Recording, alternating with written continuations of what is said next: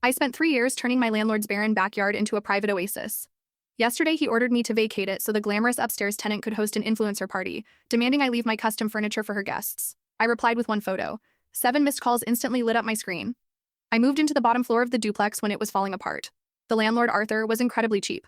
To keep my rent from spiking, I became his unpaid property manager. I replaced the rotting porch steps, fixed the boiler at midnight, and weeded the driveway. Arthur loved to call me his head of operations. It was a manipulative way to extract thousands of dollars in free labor, but I wanted a decent place to live. Then Chloe moved in upstairs. Chloe was an aspiring lifestyle influencer who treated the property like a hotel. She parked her luxury SUV across 2 spots and threw loud parties on weekdays. She was also 6 months behind on rent. I knew this because Arthur constantly complained about it to me, yet he refused to evict her. Arthur was a 50-year-old man completely mesmerized by a 20-something with ring lights. Whenever Chloe left leaking trash bags on the front steps, Arthur would text me to clean it up. He told me she was a visionary creative who just got easily overwhelmed, and that I needed to step up to help her. I focused on my own space.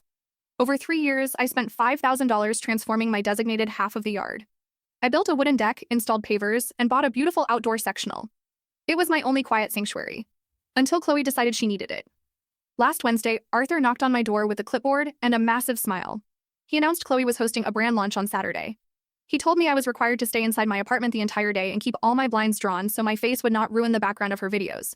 He then ordered me to leave my custom outdoor furniture exactly where it was, because Chloe needed the seating for her 50 guests.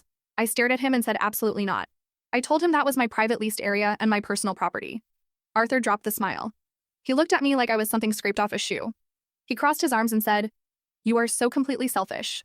Chloe is securing lucrative brand deals. After everything I have done for you, letting you play gardener back here, you cannot even be a team player. You are just a tenant, learn your place." An hour later, Chloe sent me a voice note. She said Arthur told her I was throwing a tantrum, and that I just needed to fix my energy and stop being jealous of her success. I did not argue. I did not threaten to sue. I just called my boyfriend.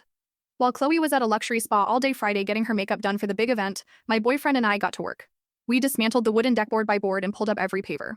We packed the sectional, the fire pit, and the string lights into a rented moving truck. We worked through the night until the yard looked exactly how I found it. A barren, ugly patch of mud, dead leaves, and weeds. We finished packing the last of my indoor furniture by noon on Saturday. Chloe's catering truck and 50 guests were scheduled to arrive at 2. I left my keys on the kitchen counter. We got in the truck and drove away. At exactly 1:30, Arthur texted me a frantic photo of the muddy dirt pit, demanding to know where the deck went. I replied with one photo of my signed lease at a different complex. I placed the phone on the dashboard. I did not block his number. I just smiled and watched the screen light up with the first of 7 missed calls.